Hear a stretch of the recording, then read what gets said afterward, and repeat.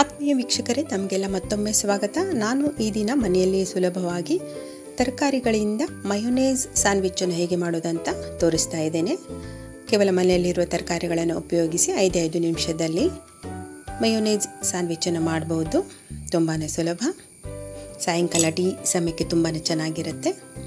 ನಾನಿಲ್ಲಿ ಬೌಲ್ಗೆ ಸಣ್ಣಗೆ ಕತ್ತರಿಸಿಟ್ಕೊಂಡಿರುವಂಥ 1 ಬೌಲ್ ಕ್ಯಾಬೇಜ್, ಕ್ಯಾಪ್ಸಿಕಮ್,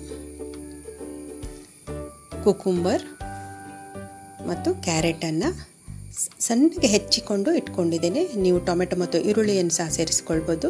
ಹಾಗೆ 1/3 ಕಪ್ ಮಯೋನೇಸನ್ನು ಸೇರಿಸ್ತಾ ಇದ್ದೇನೆ. ಇದು ಗಾರ್ಲಿಕ್ ಮಯೋನೇಸ್.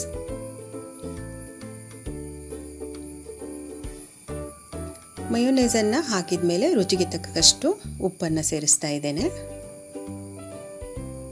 ರುಚಿಗೆ ತಕ್ಕಷ್ಟು ಉಪ್ಪು ಮತ್ತು ಅರ್ಧ ಟೀ ಚಮಚದಷ್ಟು ಸಣ್ಣಗೆ ಕುಟ್ಟಿ ಪುಡಿ ಮಾಡಿರುವಂಥ ಪೆಪ್ಪರನ್ನು ಹಾಕ್ಕೊಳ್ತಾ ಇದ್ದೇನೆ. ಇದೆಲ್ಲವನ್ನು ಸರಿಯಾಗಿ ಒಂದು ಸಾರಿ ಮಿಕ್ಸ್ ಮಾಡಿ ಬ್ರೆಡ್ ಮೇಲೆ ಸವರಬೇಕಾಗತ್ತೆ.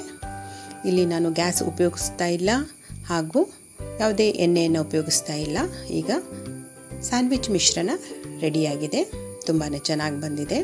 ಇದನ್ನು ಬ್ರೆಡ್ ಮೇಲೆ ನೀಟಾಗಿ ಸವರಿದರೆ ನಮಗೆ ವೆಜಿಟೇಬಲ್ ಮಯೋನೇಸ್ ಸ್ಯಾಂಡ್ವಿಚ್ ತಕ್ಷಣ ರೆಡಿಯಾಗುತ್ತೆ. ಸಾಯಂಕಾಲ ಟೀ ಜೊತೆಗೆ ತುಂಬಾ ಚೆನ್ನಾಗಿರುತ್ತೆ. ಬ್ರೌನ್ ಬ್ರೆಡ್ ಮತ್ತು ಹಸಿ ತರಕಾರಿಗಳನ್ನು ಬಳಸಿರುವುದರಿಂದ ಆರೋಗ್ಯದಾಯಕ ಅಂತ ಹೇಳ್ಬೋದು.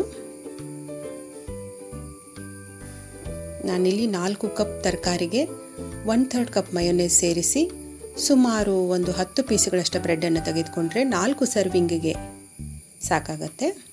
ಮಯೋನೇಸ್ ಹಚ್ಚಿ ಆದಮೇಲೆ ನಾನು ಸ್ಯಾಂಡ್ವಿಚ್ಗಳನ್ನು ಟ್ರ್ಯಾಂಗಲ್ ಶೇಪಲ್ಲಿ ಕಟ್ ಮಾಡ್ಕೊಳ್ತಾ ಇದ್ದೇನೆ. ಟ್ರ್ಯಾಂಗಲ್ ಶೇಪ್ ಕಟ್ ಮಾಡ್ಕೊಳ್ಳೋದರಿಂದ ತಿನ್ನುವಾಗ ತುಂಬಾ ಚೆನ್ನಾಗಿ ಅನಿಸುತ್ತೆ. ಕೈಯಲ್ಲಿ ಹಿಡ್ಕೊಳ್ಳೋದು ತುಂಬಾ ಸುಲಭ.